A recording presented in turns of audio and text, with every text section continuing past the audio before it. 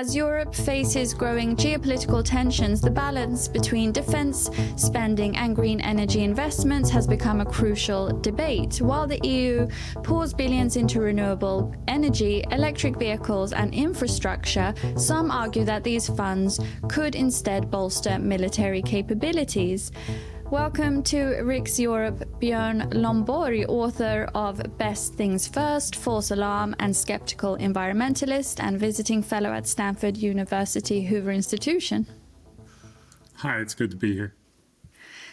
So one thing you talk about are the 7 myths of climate change. Can you explain why climate change is not the end of the world as we are being taught? Yes. So, Rebecca, this is incredibly important because, look, climate change is a real problem. But if you actually care to read some of the UN material that has been published, they publish every 7 years about 1,600 pages of what do we believe on climate change? What do we think is the most likely outcome? They tell us, yeah, it's a problem. They also very clearly tell us, no, this is not the end of the world.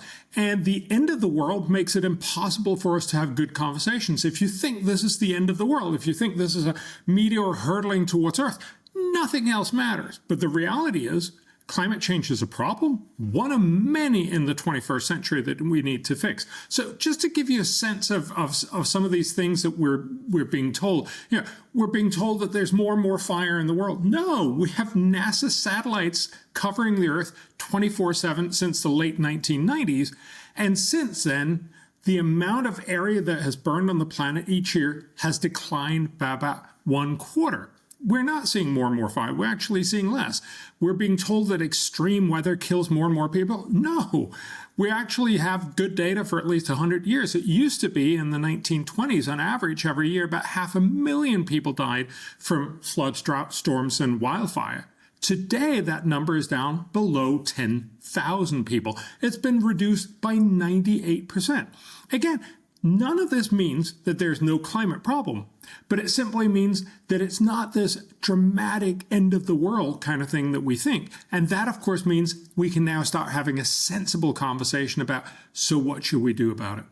And I'm quoting you from X here. The money the EU spends on things like solar panels, wind turbines, transmission lines, electric cars and chargers alone could fund Europe's needs for defense spending. This is a big debate right now. Can you elaborate on your thoughts there?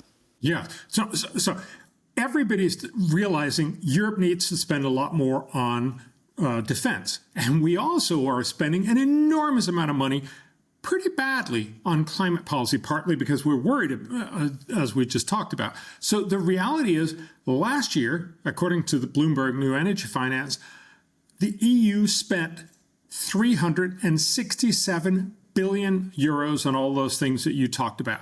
What most people in the European conversation is talking about is that we need another $325 billion a year for our defense. So I just simply put up those two numbers. We're spending more on pretty useless climate initiatives than all the money we need for defense. Maybe we should start talking about, well, maybe we should spend most of this on our defense. And then also realize there are much, much smarter and simpler and cheaper ways to fix climate. So just to give you one example, I helped run a big conference where we put together about 50 of the world's top climate economists, 3 Nobel laureates in economics, to find out where can you do the most good for every dollar or euro or kroner spent on climate. And the simple answer is focus on innovation. Innovation has always been what fixes problems in the world. It's not to tell people to be poor, it is to innovate new and better technology. If we could innovate green energy to be cheaper than fossil fuels, everyone would switch, not just rich, well, meaning Europeans, but also the Chinese, the Indians, and the Africans. And so my point is, we have good evidence that shows a much better climate policy would focus on dramatically increasing innovation. This would be much, much cheaper. This would not be putting up thousands and tens of thousands of solar panels or wind turbines that we already know don't work.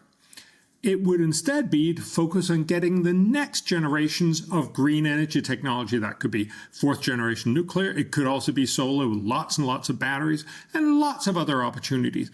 But the point is, if we invested in that, we could spend about 30 to 35 billion euros a year on climate innovation. That's much, much more than what we're spending right now.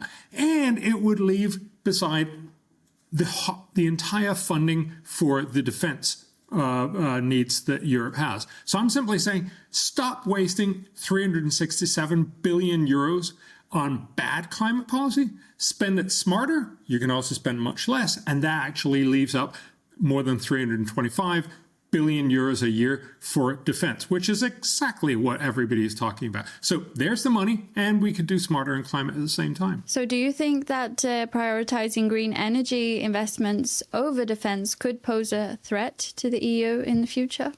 Or is it a good long-term strategy? Look, it definitely does. Perhaps the most obvious way it does is if we focus on doing a lot of green stuff to feel good about ourselves, it means that we leave ourselves more vulnerable. We know that on the defense field. You know, if you actually put in electric tanks, electric tanks. What are you going to do when they need to recharge? Do we really think that Putin is going to say, sure, well, just wait until you've recharged? So, I mean, and more obviously, you know, if you use biofuels for fighter jets, it means that they can carry less bombs. There are real costs here. But of course, the more important long-term issue for Europe is that we're essentially hobbling ourselves by putting on more cost, using less effective energy, and that slows our economic growth.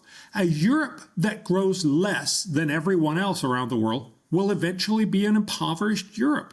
We will be less powerful. We will be more easily overrun. So the long-term impact is obviously that if we have very little growth, which Europe has had for the last couple of decades, we are much, much more vulnerable. One thing you've written about is the link that people make with climate change and global hunger. How do you respond to the critics who argue that climate change is still a major security threat to Europe and the world, but also is linked to things like migration, crop failure, and global hunger? I'm sympathetic to that argument. And again, I actually tried to outline for you that we can fix both climate change and the military challenge if we spend smartly on climate. There is a problem. And we're an advanced civilization. We can walk and chew gum at the same time. We can actually try to fix both problems. But we cannot do that if we scare everyone witless and spend money willy-nilly on all kinds of really poor investments like we're doing right now. So yes, there is a connection. Yes, there is a concern with climate change. And if we deal with it through innovation, we can deal so smartly.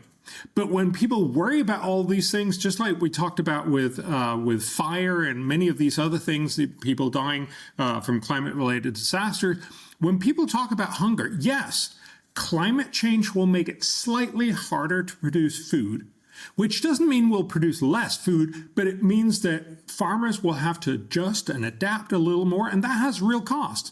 So we expect that in the future, we will see ever less hunger. We will see more people better fed.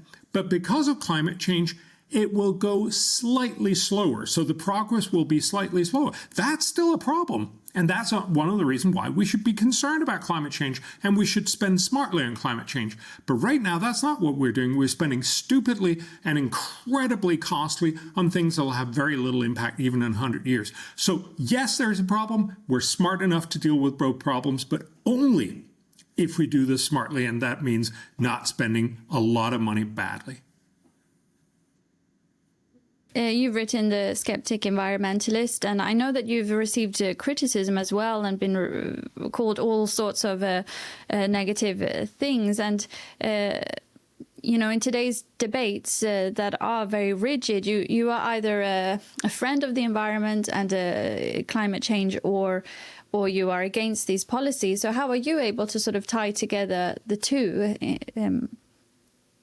So I think almost everyone wants to help the environment. We want a healthy environment. We want to have better air quality and water quality and all these other things. But of course, we should also remember that there's, at least 4 or 5 billion people on the planet who are in much more dire need of just simply getting enough food and getting medical attention and getting good education and all these other very basic things. So it's easy for rich people to worry about the environment exclusively, but we need to remember that the rest of the world actually have much more urgent issues as well.